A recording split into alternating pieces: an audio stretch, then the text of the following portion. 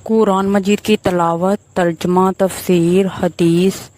نعتیں، تجوید، grammar کے لیے اس channel کو سبسکرائب کریں، ویڈیو کو شیئر کریں اور لائک کریں۔ نحمدہ و نصلی علی رسولہ الکریم،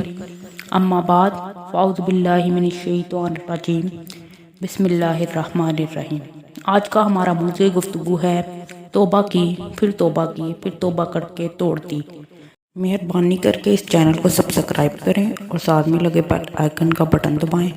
تاکہ ہر نئی ویڈیو سب سے پہلے آپ کو دیکھنے کو ملے، اور سبسکرائب کرنا بالکل فری ہے۔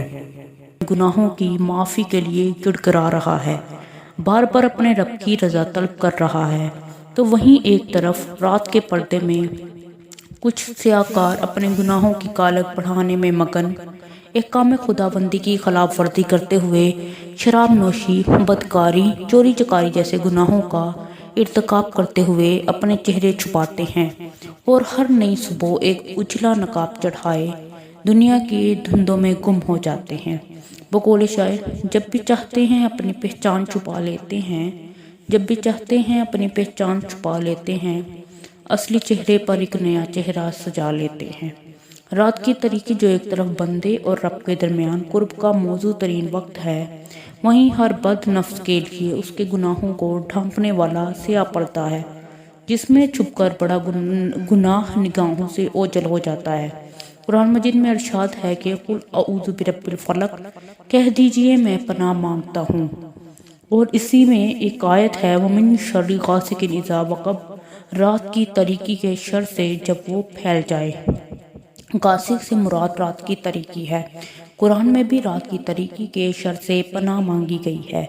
کیونکہ یہ رات کی تاریکی کا شر ہی ہے جو بنی نوع انسان کو اس احساس سے غافل کر دیتا ہے کہ ایک ذات ہے جو اس تاریکی میں بھی روزے روشن کی طرح دیکھ رہی ہے۔ انسان ہر خوف سے عاری ہو کر ہر گناہ یہ سوچ کر کے کرتا ہے کہ یہ اس تاریکی میں چھپ گیا ہے اور یہ اب کبھی ظاہر نہیں ہوگا، اور دن کے اجالے میں وہ یوں معزز و نیک ہونے کا چولا پہن لیتا ہے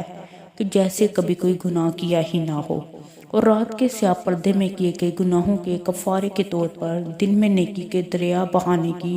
کوشش میں سرگرداں نظر آتا ہے۔ ہنسی آتی ہے اس انسان پر جو اپنے آپ کو دھوکہ دیتا رہتا ہے، یہاں تک کہ موت کا وقت آ پہنچتا ہے۔ تب وہ کہتا ہے، اے میرے رب، ایک بار مجھے لٹا دے تاکہ میں تیری اطاعت کر سکوں۔ مگر جب مہلت ختم ہو چکی ہوتی ہے،